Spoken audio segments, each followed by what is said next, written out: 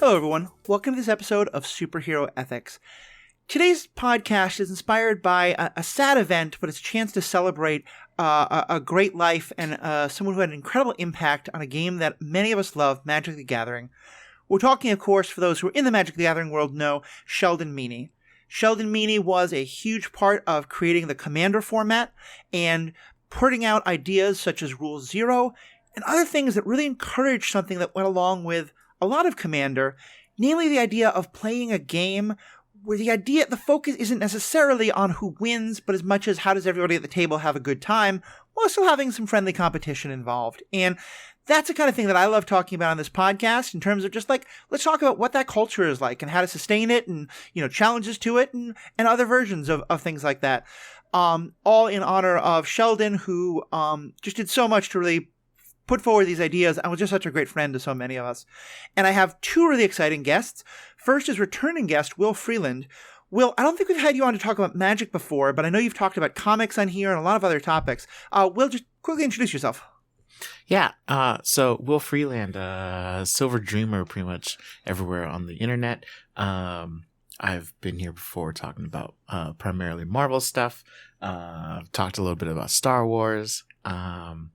And my online presence kind of revolves around Marvel and Lego and building brick stuff and hobbies. But I also play a lot of Magic the Gathering. I've made who knows how many Commander decks, and I always love, as soon as I find that Commander deck that I really like, going and buying an altar of it and supporting some artist somewhere. My go-to is a guy in Spain. To just, awesome. And it's just so much fun building a Commander deck that is almost nothing like anything else I've seen from other people that make the same Commander. And I think that's one of the best parts about this format in general. Definitely. Yeah, Will and I, we met, I believe, for the first time in person at a Commander event at Command Fest Vegas. And I'm also really happy that for the first time I have on a guest, Niall Joan Rivers. Many of you who are in the Magic content creator space probably already know Niall, but for everyone else, please introduce yourself.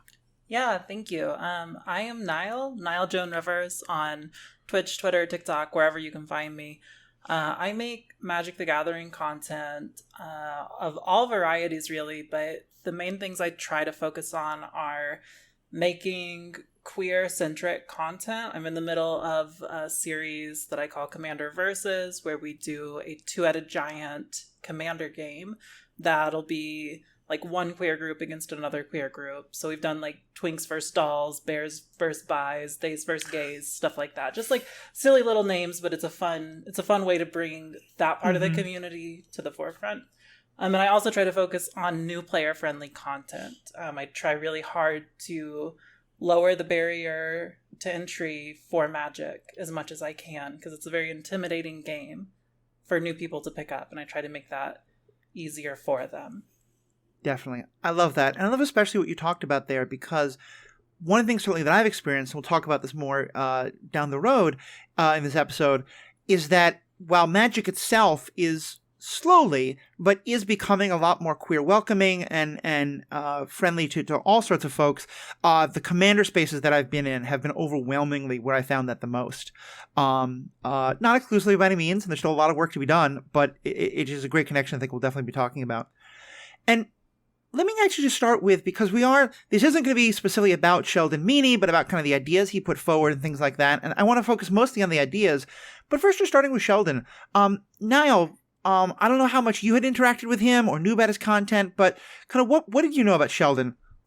Yeah, so I never got the opportunity to interact with him directly, but I feel like his influence is very, very easy to identify and feel throughout the entire community, especially the Commander side of the community. And it's been really cool to get to see all of the posts from all of my friends who did get to interact with him about what those interactions were like and how genuine and evolved of a guy he was. Yeah. It seems like his impact was only positive. Yeah, one thing I was really struck by was how many people posted things like, I completely disagreed with Sheldon on everything he thought about how Magic should be played. Most of my online interactions with him were arguing back and forth, and I felt like we became good friends through that, which is, given the nature of most online discourse and how, the fact that he was able to generally disagree with people in very friendly ways and things like that is just really a great statement to him. Will, what about yourself? I guess this speaks more to his legacy than anything else. But so I've never interacted with him, but when I hear the name Sheldon, I think of Magic before I think of Big Bang Theory, and I feel like that's a statement in and of itself. That is a victory for geeks. But when the news came out that he passed, my Twitter feed, because I'd mentioned before we started recording that like half the people I follow on Twitter are Magic people, and that's like the closest to me creating expressing my Magic fandom as I currently am. But my feed was just full of anecdotes and stories about one-time interactions with Sheldon in person, or seeing him at an event, or a small conversation that they had in passing, or even especially the next day, people rallying about, in Sheldon's name, let's go to our local LGS and promote Magic and teaching more people how to play Magic and how to get into Commander and all this. And just, again, to the same point that Niall made, like, Sheldon's impact was so much bigger than I thought it was. And it seems to be primarily positive. And that's the dream.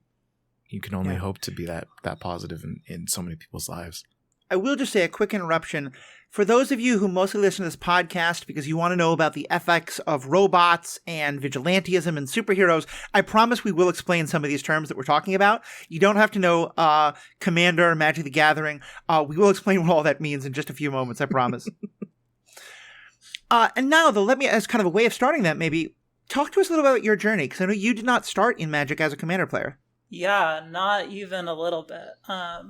So I first started playing Magic in 2007, around then, when the Lorwyn set was out. I was given a pre-constructed deck of Merfolk, which, for the non-Magic listeners, are mer people, mermaids, mermen, that kind of thing. And I just immediately fell in love. I mean, I grew up as like a Pokemon kid, a Yu-Gi-Oh kid. It was like the natural pipeline. I was built for it. I was the target demo for sure. But fell in love immediately and played off and on, just kind of like with friends, casually, throughout middle school, high school, after all that.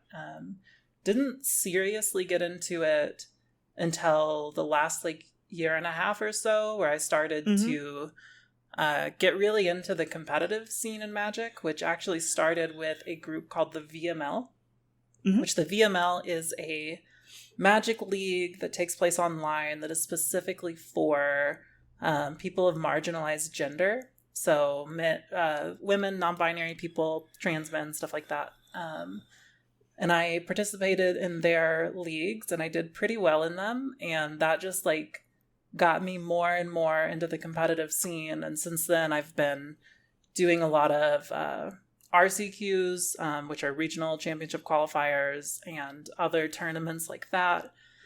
And while doing all that, I'm also making Magic content on Twitch and all that stuff. And eventually that leads me into the Commander area.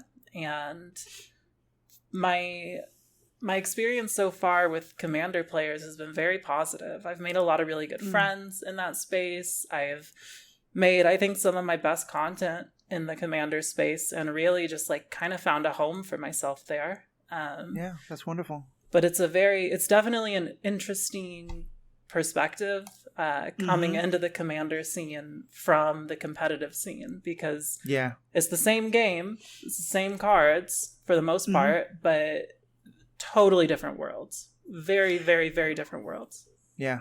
And that's a lot of what we're going to talk about today. And I'm so glad you are here, because I think that one of the things that happens with Commander, and I promise I'm about to give the explanation for it after this comment and any replies, but I think one of the things that happens in Commander is that because a lot of the Commander world is not, where the focus is not primarily on competition, there can be some defensiveness and some, a kind of like Jets and Sharks thing happen where it's sort of like, oh, we're the good players and they're the competitive ones. And the competitive ones say the same thing. And I really love that you're coming from, that you love both, because I think that gives a needed perspective. Because, even myself, I can sometimes be a little bit, I try to gently tease my more competitive friends, but it can probably not seem as gentle sometimes. and let me explain that a bit, but let me tell my own story about how I came into it, that I hope will give a good explanation for it.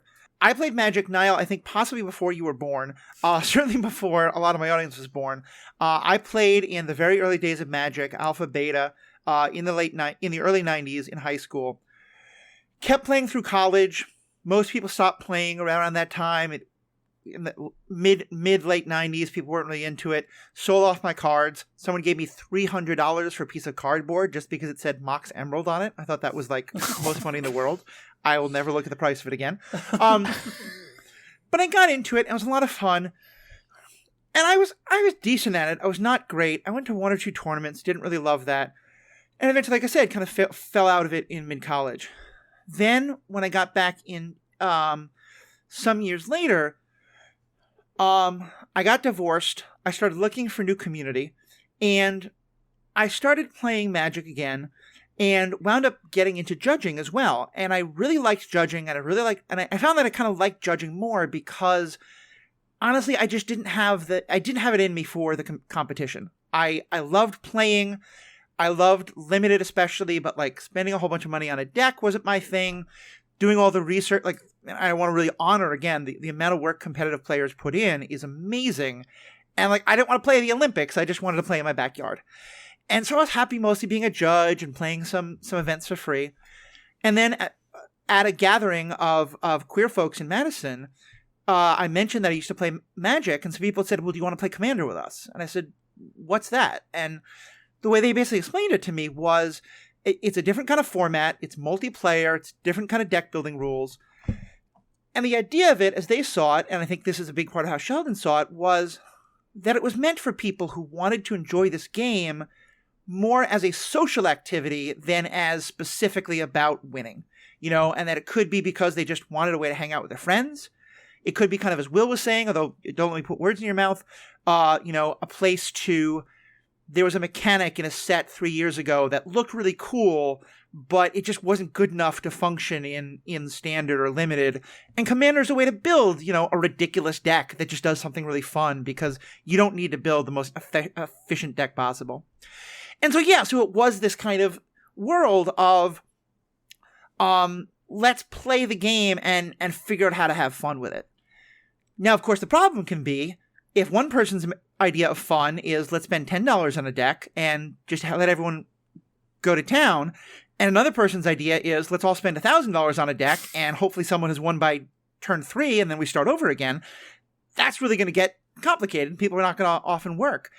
And what I think Sheldon Menery did, I don't know if he invented this idea or if he just kind of really helped to push it forward, because he was certainly a big advocate for it, was the idea of the Rule Zero conversation. And this is the idea that, like, before you sit down and play a game of Magic with new people, you have a Rule Zero conversation, which is let's decide, it's not officially in the rules, but like at this table, we're going to ban this kind of card, or we're going to say, we're changing this particular rule to make it a little easier for people to function, or we're going to do other things that I, as a judge and person who gets paid to host official Magic events, cannot mention on air, but you might be able to figure out.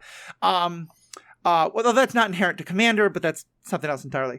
But yeah, and so that was kind of always my understanding of it, and of what Sheldon really gave it to it, is this idea of Magic can be very competitive, and that can be awesome, and it might be that the social environment you really enjoy is hyper-competitive, and that's awesome too, but that the focus is on how do we make a fun experience for everyone involved?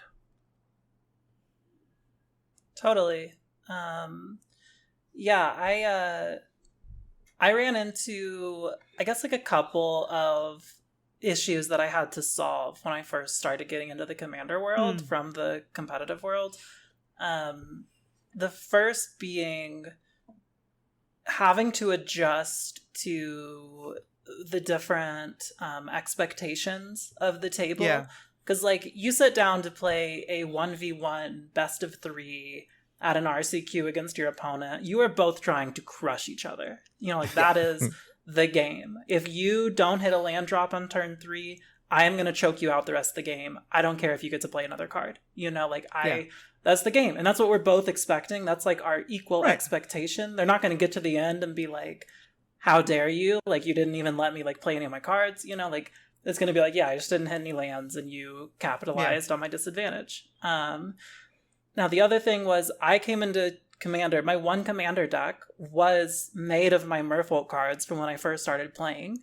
So I had a blue-white deck. So I had counter spells. I had board wipes. I had cards that exile your stuff. I had cards that bounce your stuff. And then I could also make a giant board of fish.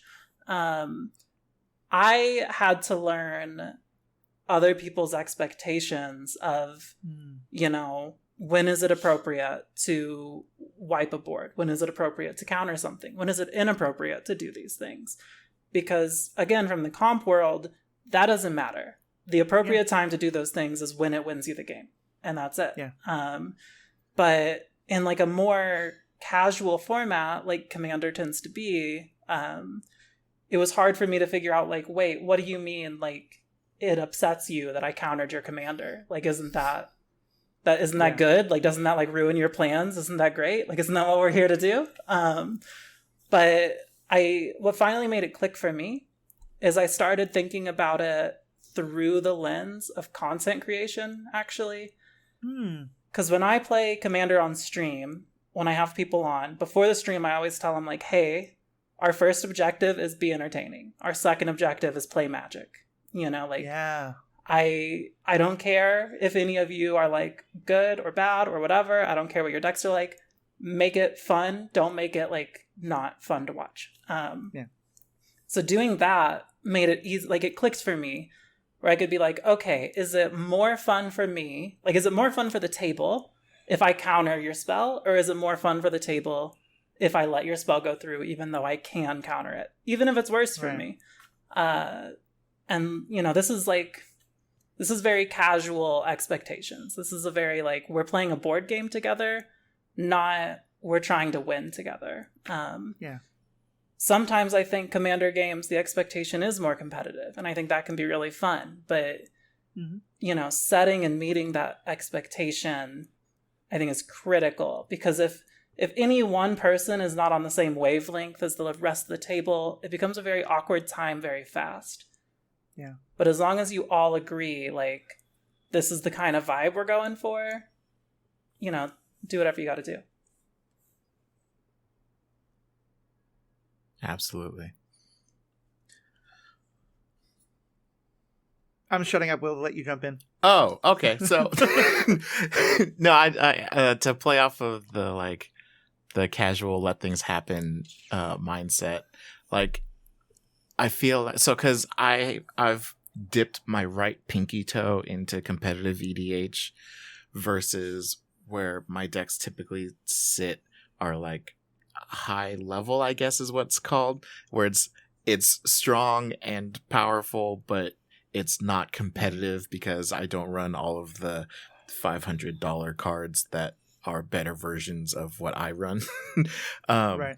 But so in the casual EDH community, you can build a deck just for fun and really just play around with a mechanic or a creature type that you don't typically see in the competitive space, and just go with it and just, like, flood the entire battlefield with random tokens, just because you had this 10 mana spell that you normally wouldn't be able to cast ever, but you survived until turn 11 and you're like, you know what? It's time. I'm going to create 114 flying 1/1 Pegasi. Why not?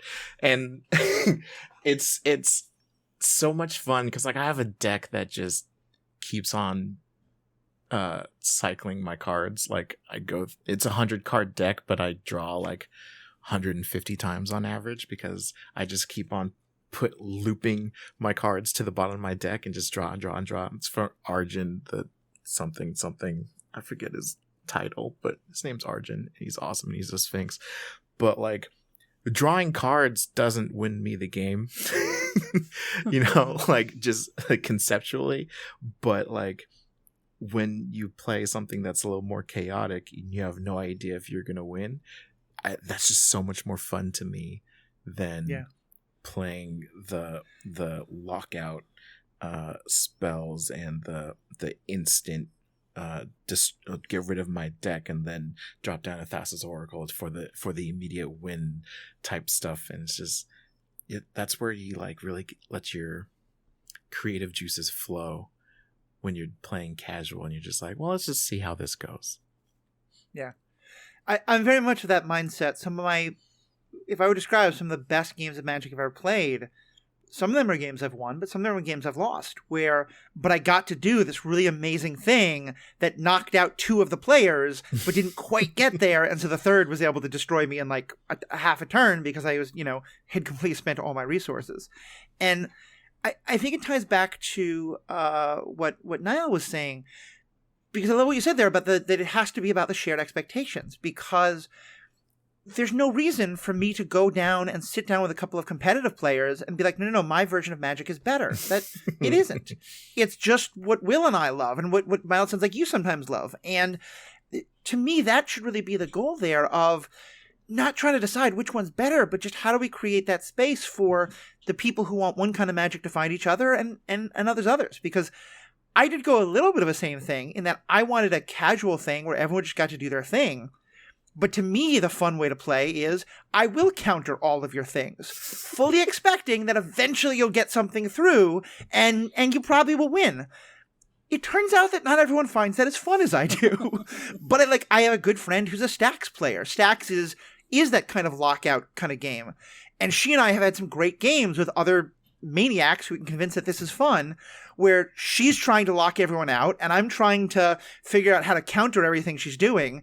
And the other 2 players are just like, what in the world is going on? But it's because we can, there are people who find things fun that I don't think find fun. And it goes both ways. And that's perfectly fine. Well, and I'm a big believer in you can power up or down just like your piloting of a deck to meet a table's expectations. Because I think a lot of times people have this misconception that they're like, I have this deck that I can only play in really casual pods and this deck that I can only play in really competitive pods. But for me, I'll play any deck in any pod. And if we, I've got my Kalia deck, which is pretty mean. If she comes out, on turn 4, she's swinging, I'm bringing out Avacins and all sorts of big scary creatures. It's got a lot of brutal stuff in the deck, but if we sit down and we're we're going to do this casual, I'm just going to play different. I'm going to play more casually.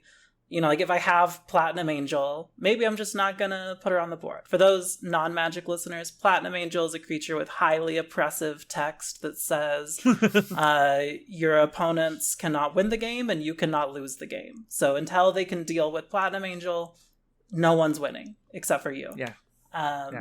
So, if we're not in a competitive, I'm not going to put down Platinum Angel and give it hexproof, I'm just not going to do that. Whereas also on the flip side, I've been in pods before where people are like, here's the deck I'm playing.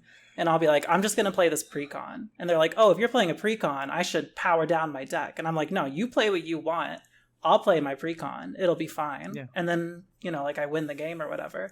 And it's it just, you can play at a competitive level with your lower power decks and you can play at a lower power level with your more competitive decks. You know what I mean? Absolutely. Well, and especially, I love that, and especially because, for one thing, I love the example you used a while ago about if you sit down next to an opponent and they stumble on lands, which is basically assembling your resources at the start of the game so that you can do more things. You're just going to cut them off and take over the game. In Commander, a lot of times, if one person of the 4 is really kind of struggling, no one in general, like no one's going to just like knock them out of the game early because that's just considered like, no, give them a chance. I did play in a group where they started building their decks to always go slow because they figured they could take advantage. And so some of us had to be like, come on, man, you got to like not try that. But the other side of it, I think this kind of goes into what you're saying, is that like building the deck is an important skill, playing the deck is an important skill, but any multiplayer game also adds a whole other skill, which is politics and bluffing, and which I primarily as a poker player, it's why I really love EDH, because I'm really good at convincing people that no, this person over there, you need to be afraid of them. Don't look at the really good cards I just dropped. I'm only doing it to help you against them. And politics is like, but some EDH groups will be like, no politics. And that's also totally fine because some people think I'm a maniac for enjoying that kind of stuff. And that's again, totally fine. But it is nice that it like, there are definitely games where I have felt like I have the worst deck and I'm not as good at you as playing the game. But if I identify early who's the biggest threat, I can make sure they get knocked out before I do. And that's just, it just adds another skill set that can be really fun. Yeah, I love politicking and Commander. I think it's one of the most fun aspects of the game and probably one of the biggest reasons to play it. I had a game recently where there was one player that was just dominating and it was very much like he's probably going to win. And then there was another player who she was kind of struggling, but she had sort of amassed a little bit of a board and it was about to be her turn. And I was like, all right, listen. If you don't attack me this turn, I'm going to cast Scheming Symmetry next turn, which is a card that says me and target opponent both find a card, put it on top of our deck. But I can choose anyone at the table who also gets that benefit. And I was like, if you don't attack me, I will target you with Scheming Symmetry. You can get any card you want. You can stabilize, whatever. But then I was like, if you do attack me, I'm going to target this guy who's probably definitely going to win. And we're just all going to lose. Like, I will blow this table up if you don't take this deal. Yeah. And she took the deal, so it was great. And it's also, it's one of the reasons why I think one of the best ways to play Commander, and again, for those who aren't into Magic, I promise we're going to branch this into a larger conversation about community in just a few moments. But I think all of this can tie into community building pretty clearly. But I would just say one other kind of addition to that is it's fun to just sit down with like some random people and play Commander, but I'll be honest, I very rarely do that. Mostly I like to play with the same group of people because we all get to know each other and we all get to kind of know our things. And we can say like, in the group chat, hey, I have kind of a more powerful deck. Can people bring more powerful decks this time? Or, hey, do you mind if we have like this thing that we often don't have? So that can be great. But also, if I sit down with 3 random people and play Commander and I offer someone a deal and I stab them in the back, okay. But if you do that in a group of friends, that person's going to remember. Right. And it might be harder for you to do deals next time. But also, like, I've seen times where someone did that a couple times and someone just sat down and said, I want everyone to know the goal of my game is to defeat them. Like, anything else is fine because they just have stabbed me in the back so many times. And, like, like any community, you gotta, the fact that, like, every interaction that happens at the game is also just going to play into the larger relationships you're building, I just love. I will sometimes say the, like, Telltale Games text out loud when someone targets me, and I'll be like, Niall will remember this. Oh, that's so good. Yeah. Yeah. And entertaining, I'm sure. Yeah. I have a thing about so Planeswalkers. Sorry. Mm-hmm. Well, no, just anytime someone plays a Planeswalker, I'm known for trying to immediately remove that Planeswalker. Planeswalkers got introduced after my time in Magic, and so I still refuse to accept that they're in my Magic, #mymagic. But if someone brings out a Planeswalker, it needs to leave. I do not abide by Planeswalkers. I mean, when I came back to Magic, I didn't understand Planeswalkers, but it's been like 10 or 15 years, bro. Like, it might be time to let I it go. know. Michael Keaton was really good as Batman, but there have been other Batmans. Well, so let's kind of broaden this out a bit, because to me, all the things we're saying, especially let's kind of broaden this out a bit, because to me, all the things that we've been saying, and especially from both of you, about, like, setting social expectations and, like, Am I right in thinking that that's kind of just a mirror of what happens in any community, or like how we build communities and friendships and friend groups and the like? Yeah, I think definitely. I mean, this happens all the time when making friends or having friend groups. You know, like if you're not all on the same page about like the expectations of your friend group, it's not going to work. You know, like if you have a friend group where like some of them are like, hey, we're going to hang out once a week, twice a week, whatever. This is like what we're committing to. And some of you can't make that happen. Like it gets uncomfortable because some of these people have these expectations that you're going to be committing all this time that you just like don't have or don't want to spend.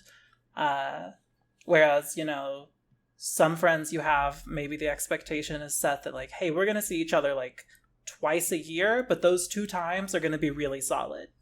Yeah. You know, like I think it's very common for someone to be like, this is my best friend who I've known since I was 5. We talk once a year, but it's like a big catch-up session, you know, and as long as everyone's on the same page about that and everyone is cool with the relationship taking that form, that's fine. But if people don't have matching expectations, then like those relationships just aren't going to work. Yeah, absolutely. I guess I will say playing Magic the Gathering with both strangers and my friends has helped me develop my communication skills about expectations specifically. It's also taught me the importance of grammar and the difference between, you know, like may or not may and, you know, stuff like that. So like, you know, Magic the Gathering just in general is ingrained in my blood for the, you know, the adult that I've seen myself become.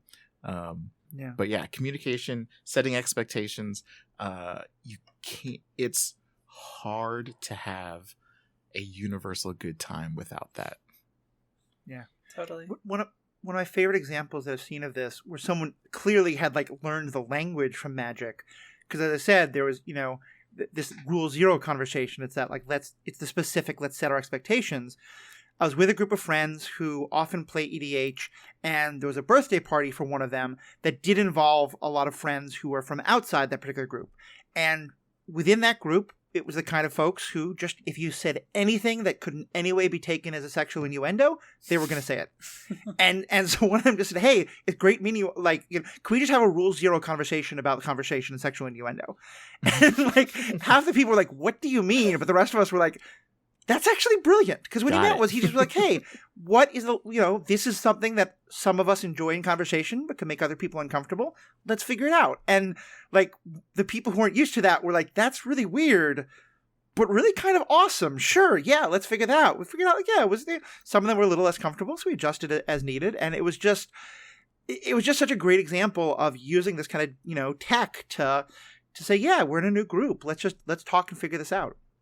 Yeah, and I think like all relationships, and for the record, I feel like the word relationship applies to a lot more than a lot of people think. Like I think every connection between 2 humans is a relationship. I think you and I have a working relationship, and I think even if you look at like our Discord messages together, we had like a rule 0 conversation about this recording right now, where, you know, I never thought about that. Yeah, we set expectations about like when we're going to do it, how long we're going to be doing it for, what we're going to discuss, you know, is it going to be filmed or just recorded? Am I expected to record? You know, like all these things, we got on the same page about what it's going to be, and now we can do it, and it's a smooth and easy time because we're both on the same page about it. Yeah. I love that. I never thought of it in those terms, but you're so right. And part of why I think it becomes so important is especially when you're trying to, and EDH is an example of this, find people who share a common interest. Mm-hmm. Because like I think another version of this I've seen is within the Star Wars community, because there's an awful lot of people who like talking about Star Wars online, and some of them come from it from very different perspectives. And I quickly realized, like, I don't want to talk to people who are going to constantly make me defend liking Rey, or, you know, thinking that maybe women have a place in Star Wars, or queer people have a place in Star Wars. And so little kind of sub-communities have formed themselves. And that's more of a clear, like, good and bad. Sure. Light side, dark side. Yeah, exactly. Yeah, exactly. But I think it could also be true of like, I've definitely gone to gatherings of, polyamorous people or like music lovers or disabled people or non-binary folks, which I am, and, found like I remember going to a polyamorous group in New York, always I had like every polyamorous community I'd been a part of until then was very geeky. And I made a science fiction reference in this particular group in New York and no one got it.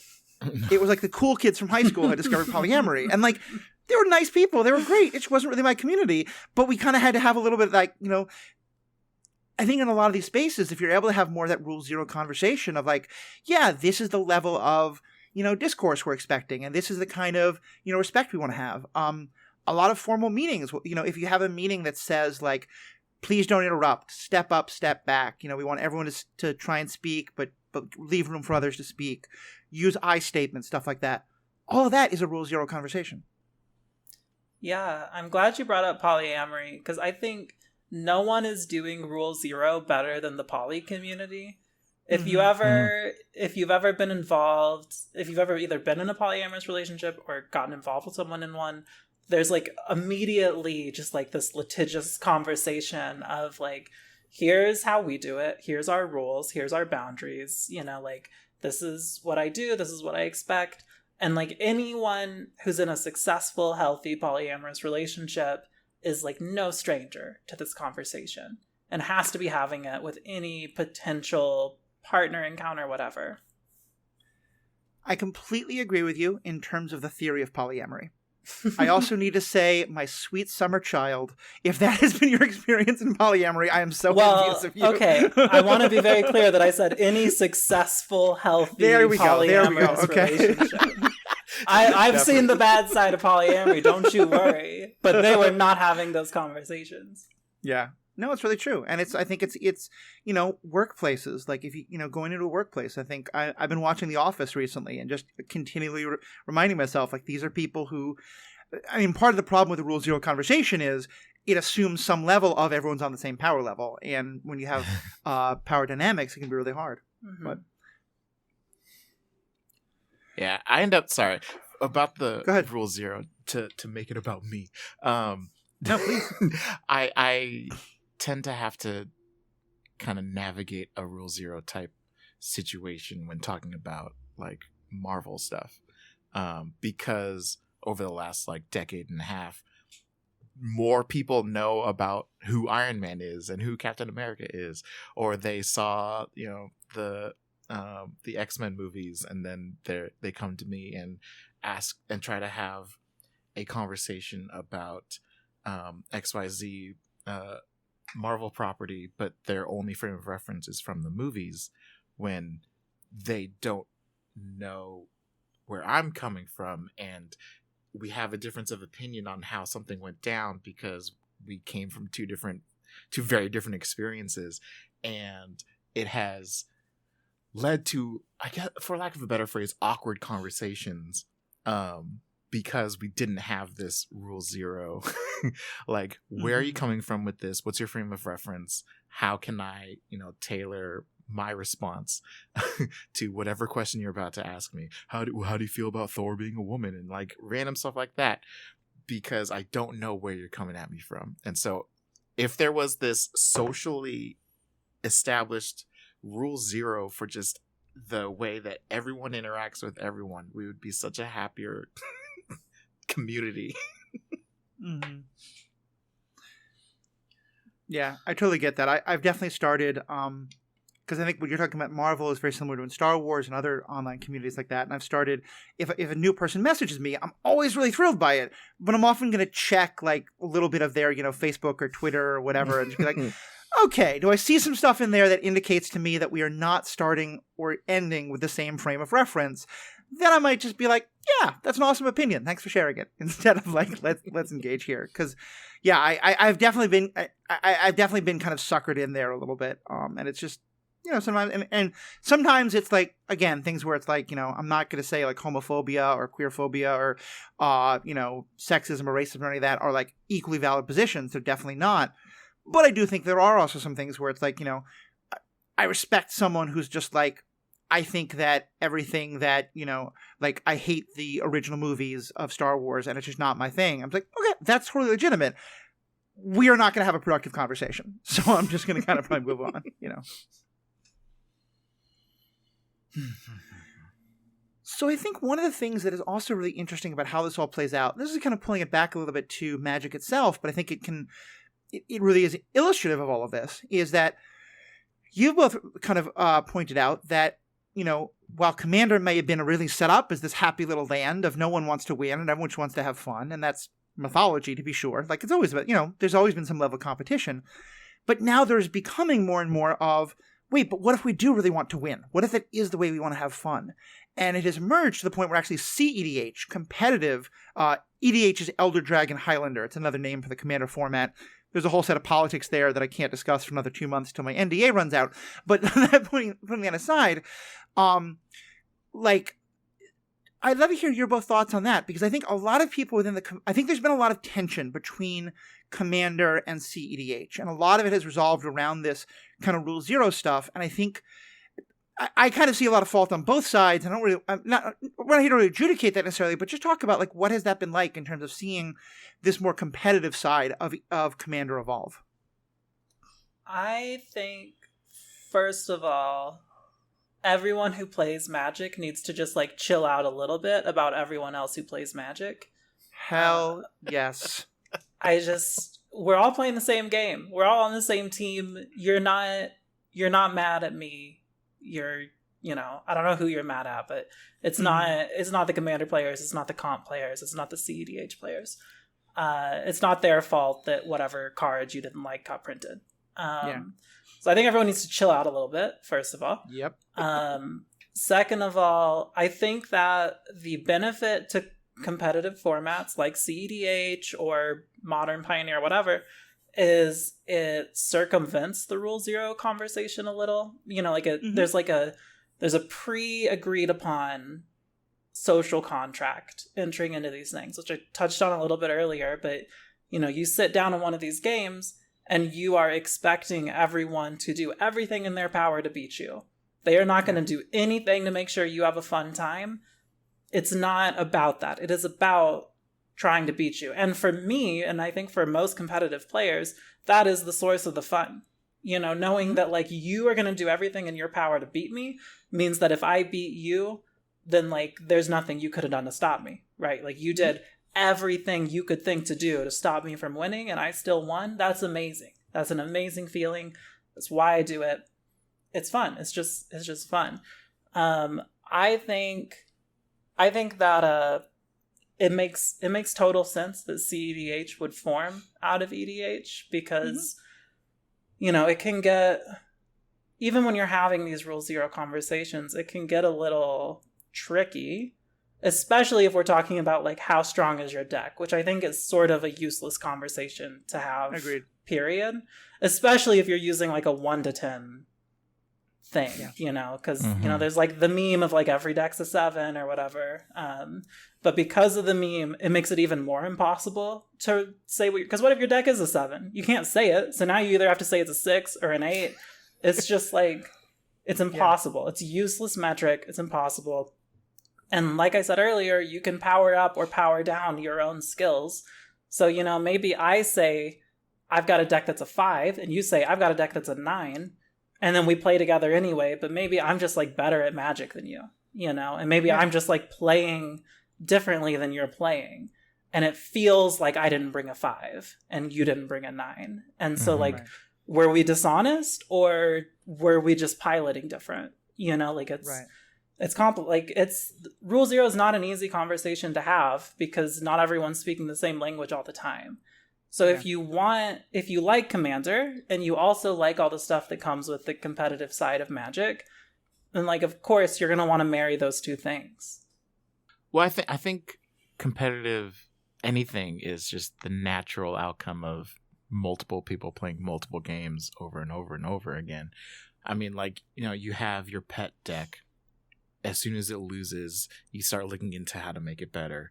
And then just eventually enough people go through that iteration enough times, and you're going to have this community that just has like the most tuned and tweaked versions of their deck. Right. But I will say that for me personally, going from my play group and how we have like made ourselves get stronger and have better decks and learn how to play and learn how to read the board, to take my experience there and then go to a con and then sit down with randoms and they're like, hey, you don't want to play? I'm like, sure, absolutely, let's do a pickup game. So rule 0, what are you working with? I'm like, I've got goblins. I don't what do you Yeah. I don't know what else to tell you other than I'm gonna run a mono red deck. It really likes tokens and it tries to do mean things with it. I don't know where that sits in terms of power level for me. I don't know where that sits in terms of power level from your perspective, but yeah. I've been told that this is high power, so here you go. But like, I could never even begin to tell you what that means. Yeah, no, I think it's so true, and I'm going to make a weird analogy here, but I think it makes sense because we were talking before about monogamy and polyamory.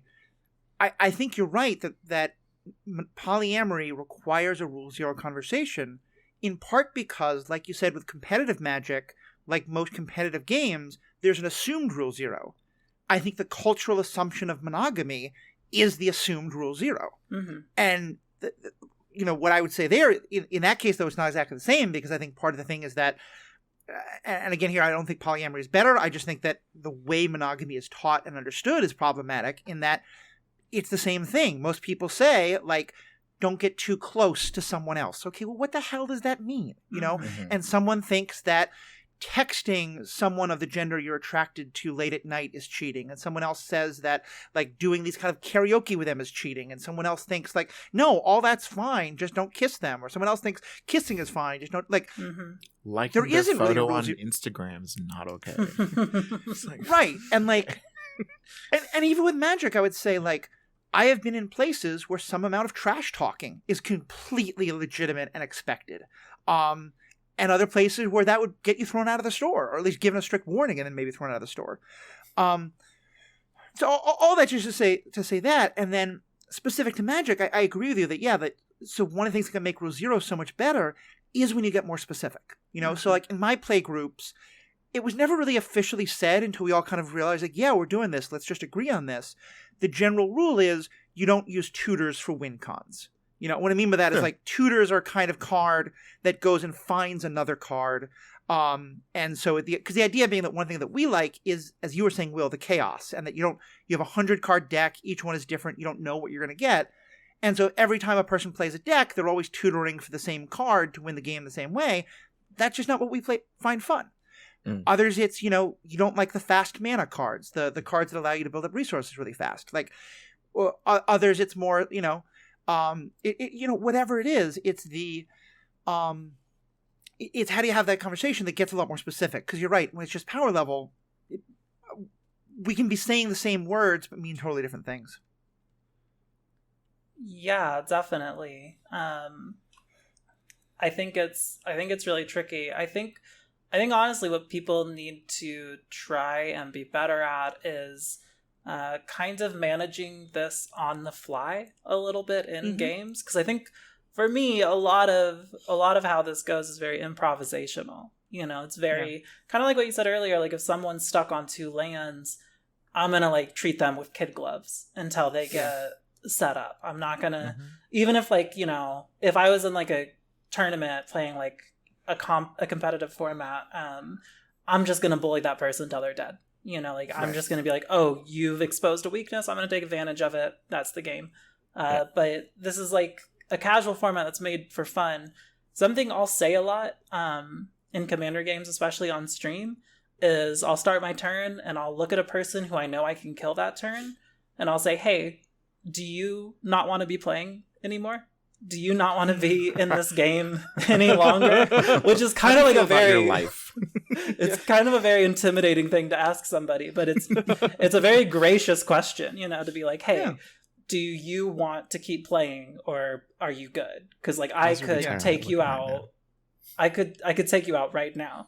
And sometimes people are like, yeah, go ahead, take me out. And sometimes they're like, please one more turn, I beg. And I'm like, all right, I'll just, whittle down this other person. No big deal. And maybe they take their turn and they go off and they win. But that's cool because we're all just goofing off. I think it's important. Then it's our win.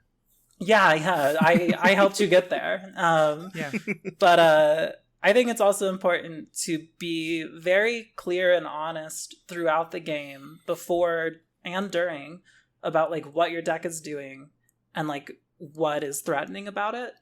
Like when I play my Kalia deck, before the game, I'll be like, I'm going to get Kalia out the first turn I'm available to do so. If you don't have an answer for her, that's bad news for you. Like you need to have an answer for her. She might be able to swing the turn she comes out, like you need to be prepared for that. And then like they know before they even draw their hand, like I need to mulligan until I have like at least one removal spell. I need to answer Kalia or I'm dead. And if they don't do it, like I did my best. Like I'll play her and be like, all right, she's here. Like I'm not going to tell you what's in my hand, but you can bet there's an angel or devil or whatever in here. Like it's going to get scary if you can't do anything about it. Or when I play my Merfolk deck, I'll be like, hey, I played this guy. It's going to next turn. Let me go get this thing. I could potentially take infinite turns, just so you know. Yeah. Be... Because there's so much to keep track of. There's like a million cards to know. It's unfair to your opponents to be like, you should know. Just in a game I had the other night, someone was choosing where to put a single point of damage. And I was like, hey, I know the board state is really crazy right now. Just so you know, this 1/1 creature is the one you want to kill. And they're like, okay, thank you. And I'm like, yeah, you're welcome. I love that. And I know that it ties in really well to something you were talking about at the very beginning, which is how do we make this game more friendly to new players? Because in many ways, EDH is the game that a lot of new players are finding. In part because it is a social thing. It is, hey, I'm having friends over to the house to play this game Tuesday night. Do you want to come and join? I can teach you the game. But it also, like, to people who know the rules, that seems absolutely, bonkers because it is so much more complicated rules-wise. And I know that can be a real feel-bad, is if you're invited to, and you're constantly in a situation of like, oh, I didn't know that when you did that, it would lead to this. And so I think helping players like that is so great.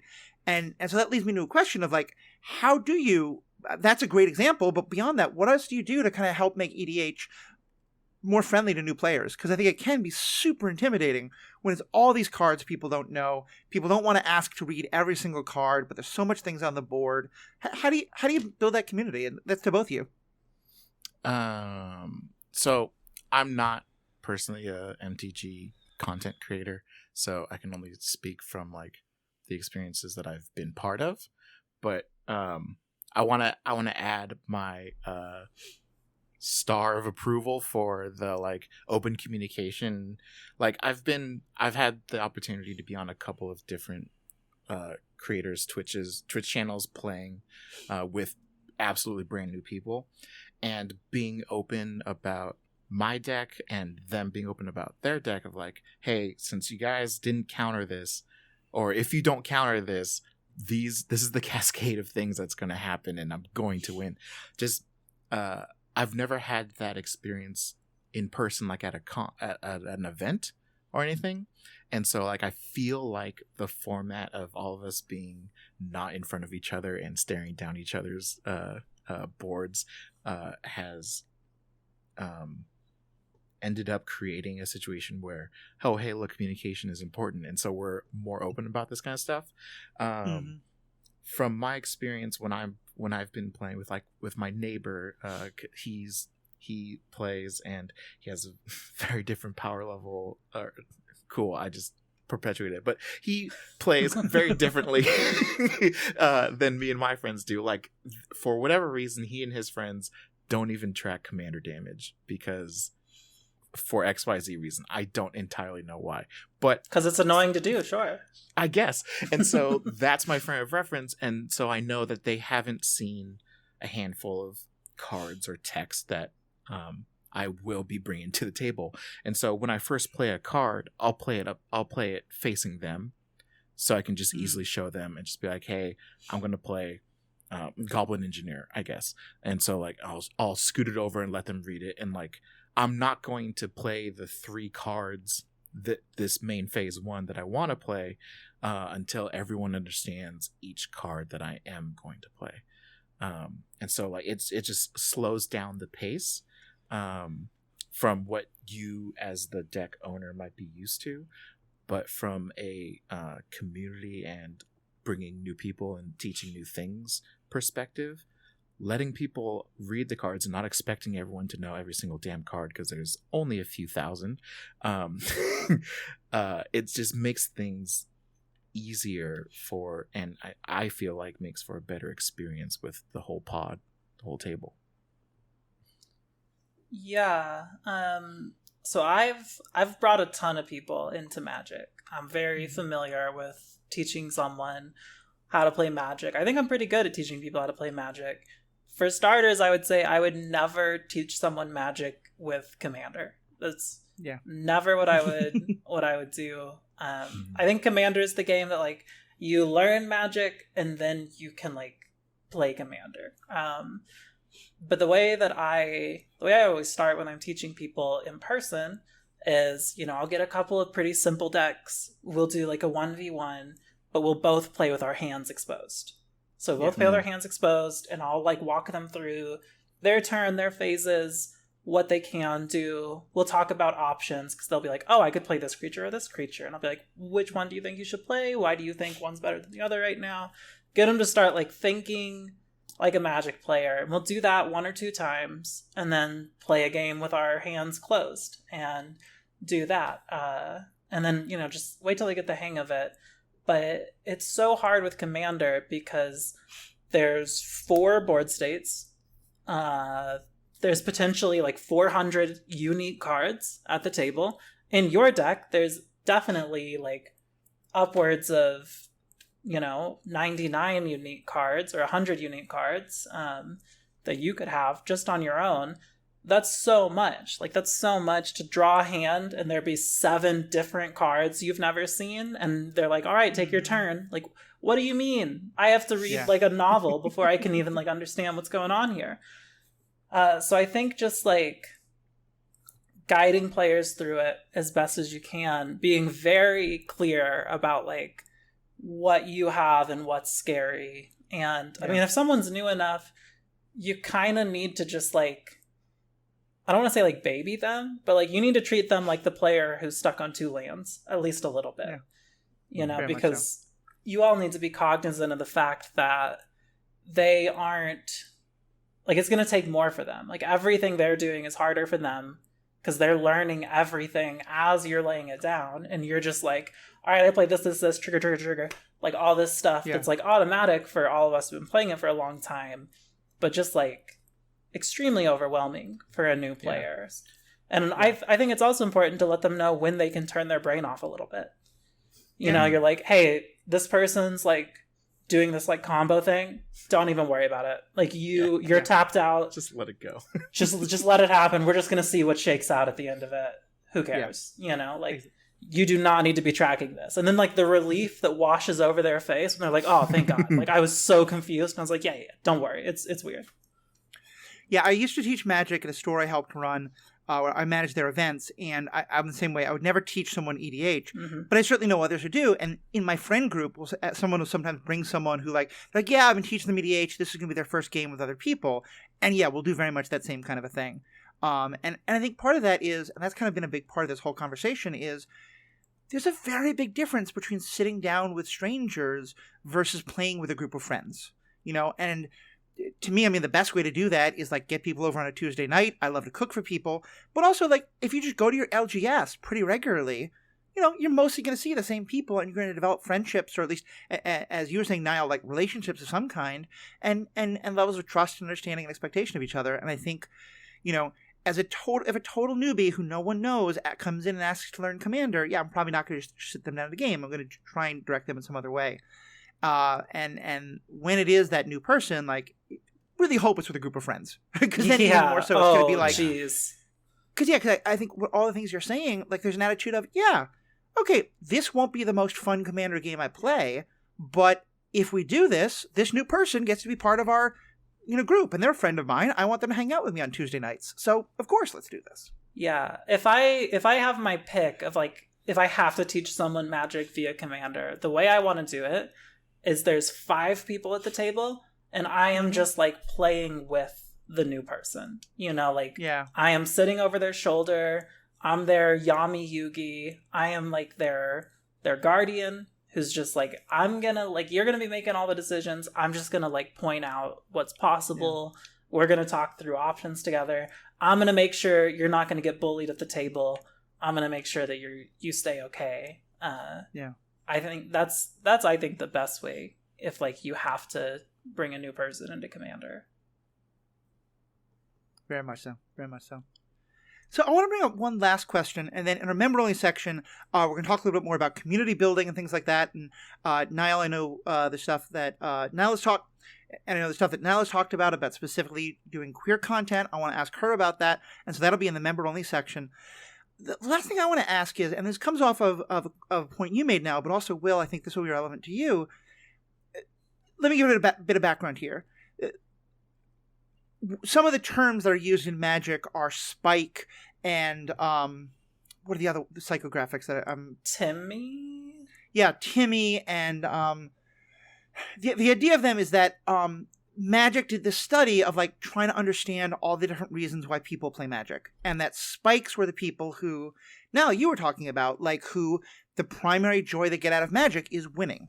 And that Timmy is more kind of, I think, what I'm probably getting it wrong because there's Timmy and there's a third, Johnny is a third one. Mm-hmm. And one of them is they really want to express themselves with their deck. And a third one is like kind of stuff you were talking about, Will, if you want to do something like wild and crazy with your deck that you haven't gotten to see.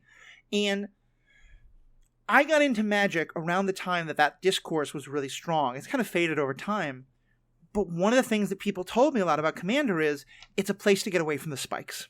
And I admit that I'm saying this in a little bit of a kind of like laughing at myself way because I think it's a little unfair, but I think there was a strong attitude of, we don't want that kind of competitive idea at our table. This is something that no spike is ever going to have fun at because they're going to lose 75% of the time probably, or else we need to talk about their deck level or their play style. And Niall is making eyebrow movements that I wish we were on video for. I have this feeling, Niall, that if you come to my play group, you'll like lose the first couple times and then just dominate. We'll all feel like we got hustled, but it'll be fantastic. So she'll sit up. Okay with she'll just be like, okay.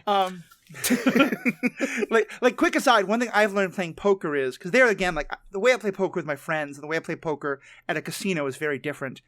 But I intentionally try to be very entertaining at a casino because I want people to feel like they're getting their money's worth because they're probably going to give their money to me, but I want them to feel entertained. Anyway, my point is, I think so for a lot of people, there was this kind of like, this is our place away from the spikes because we're frustrated that so much of Magic is all about the spikes. And this was many years ago. Like today, I think if you go to a Magic event, especially the Magic cons, but anything, there's a lot of Commander out there. And there's Commander decks and all this stuff. But Commander used to feel like the redheaded stepchild. And I say that as a redhead who has a stepparent.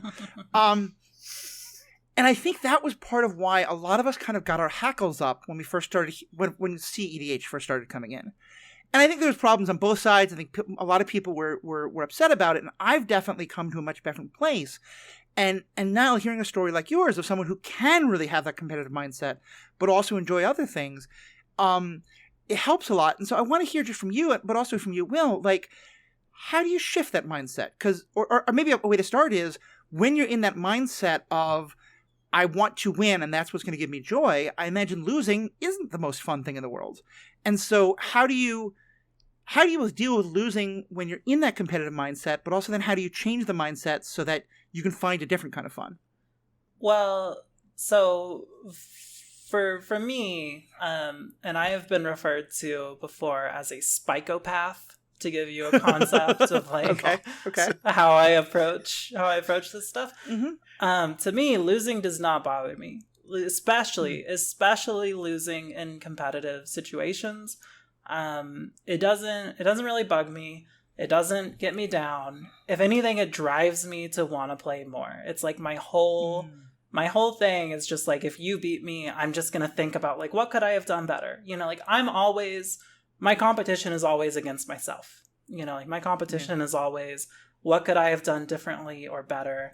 And sometimes the answer is not a whole lot. Sometimes the answer is, well, maybe if I had taken this line, who knows where I would have ended up that game. And that excites me. That like keeps me invested in it. You know, I think if you really get down about losing, then the competitive scene just like isn't for you. Like you're not gonna have a good time because you're forged in fire through losing in that scene. Right.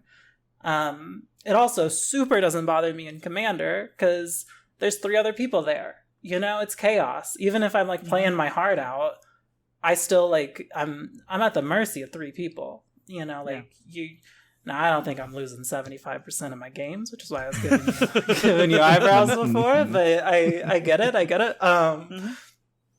But yeah, the hard thing for me when I was first getting into Commander was getting into the mindset that not everyone is a crazy little psychopath like me. You know, like not everyone, like some people are affected by losing, and that's okay. Like it's not bad if you feel bad about losing. But you know, just like assuming you're a decent person about it. Sure, yeah, as long as you're not like salting off at the table. But it's okay to be invested in what you're doing. Like, sure. Yeah. But you know, having to get into the mindset of like, oh, you know, like these people aren't extracting fun out of like getting all of their spells answered. You know, like they don't like it that I haven't answered all their threats. That's just like that's like learning how to approach it in a way that was most entertaining for everyone at the table was tricky. It was tricky to turn off like the competitive part.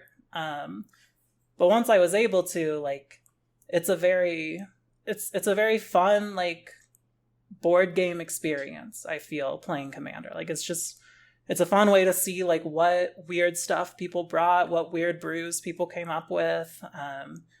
It's fun to get to like be the threat and like do a little bit of spiky stuff and, you know, pop off a little bit and have like 3 people try to stop you. Even when they succeed, you're like, that was fun. Like I got to be the heel. Yeah. I got to be the thing everyone wanted to kill. It was a fun time. Yeah, I guess I don't mind if I lose a good game. Like if everyone's doing their thing and I went in hard and I lost, it's going to sit with me mentally, and I'm going to go through all the different other paths I could have run to try to change the outcome of that game. As far as feeling that the negative side of competitive nature, what bugs me is playing with people that I don't want to say something just mean, but like we read the board differently.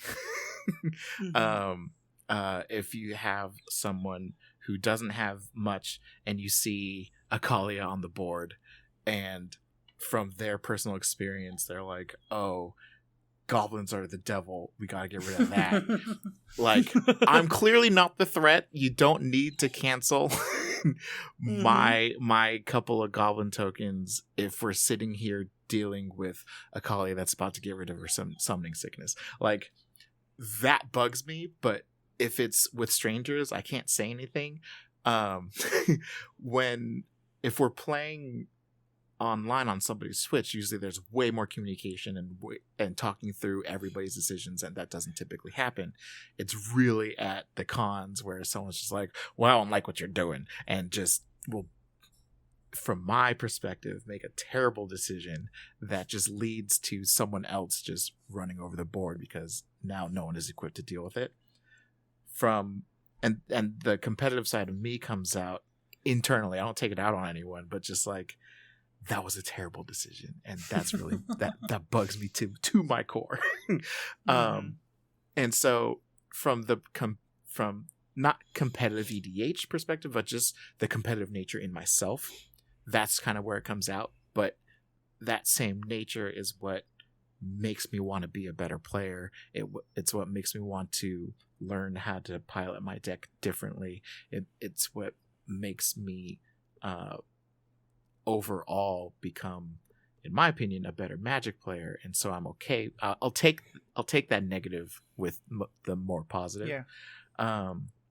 And I think I feel like in Commander you get more opportunities to explore that side of. I get more opportunities to explore that competitive side of me because every game is so different. That like the situation, the board is going to be so different every single time. Someone's going to have a better draw. Someone's going to play their deck better or differently. Someone's going to switch the deck that they want to play in game 2, and that's fine. And then it's going to be a completely different situation.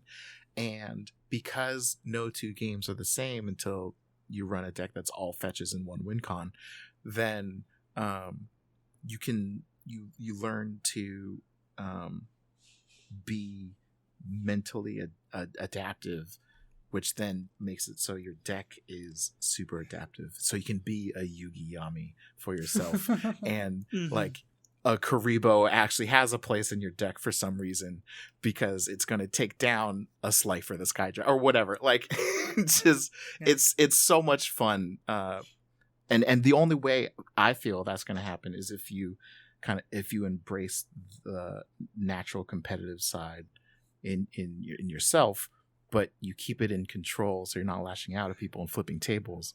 You're using that to drive yourself to be a better Magic player. Yeah, I think you're so right, Will. There, like, you know, in some ways, and a lot of this podcast is my kind of apology to Spikes and my apology to CEDH. You're great people. Sometimes you're just not the people I want to play Magic with, or sometimes you can be, because you can be a Spike and a Timmy. I mean, I'm certainly a Spike and a Timmy when it comes to poker, you know, and so I get that a lot more now. But I think it's also just okay to be like, you know, but because I think a part of what I'm getting out of this is that a lot of things that we were thinking of back then when we talk about like we don't want spikes at our table was we don't want sore losers at our table. And that a spike doesn't mean that by any means. It often, though, can go together, but also you can have other people. Like a Timmy can be very salty if they don't get to do the thing their deck wants to do.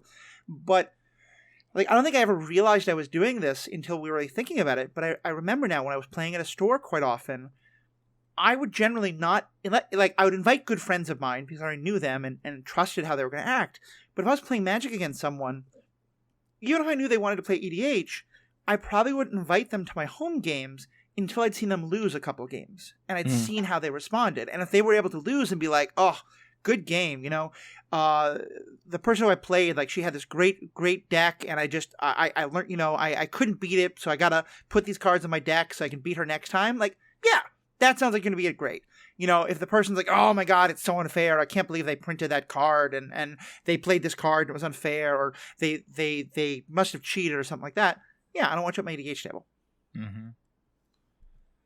Totally. Yeah. Well, this has been an awesome conversation. Thank you all. Do either of you have any kind of last things you want to say about the community stuff we're building, or Rule Zero, or Sheldon, or any kind of like last wrapping all this up? Yeah, so the last things I guess I'll say about this is I think Commander is a very fun format. I think it is as fun as the people you're playing with. And with any relationship, it's all about finding the people who mesh with you and the people that you get along with and play well with. And as long as you do that, you're going to have a great time. Yeah. Phil, any last stuff from you? Yeah, to play off of that, I love Magic, and I've just weird tangent, just like how track and field in high school is the only like co-ed sport, and so it brings the most random groups of people together for the same purpose. Magic has been that for me in my adult life. I've met more diverse people from all kinds of different walks of life and different hobbies and circle and like friends groups playing Magic, just sitting down at a pod and just getting to know the people across from me and next to me, than any other hobby I've ever done. Marvel people, you come across generally the same type of person. Star Wars people, you come across very strongly opinionated people a lot. Like I'm not a very strongly opinionated person. How dare you think that? You're exactly anyways, right.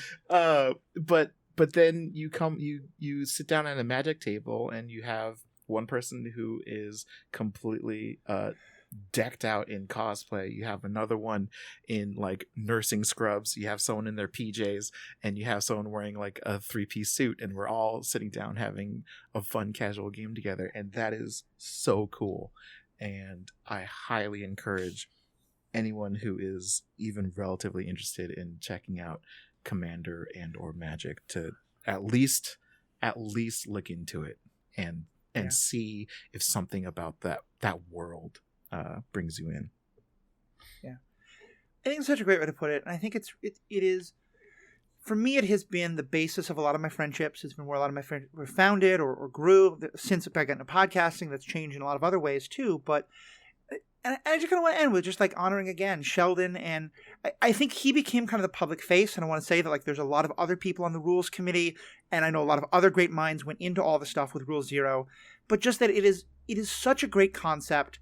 It's not a perfect concept, as you both, I think, had a great thing to say about Will. You pointed out all these things about, like, you can have a Rule Zero conversation, but if you're using different language, even if it's the same words, it's not going to go anywhere. Like, a lot of times I think Rule Zero is about establishing a community that plays together again and again, not just strangers, but you can do it with strangers too. And also, now, as you said, even after Rule Zero, when you find that you're not all on the same page, you can adjust, and that's important too.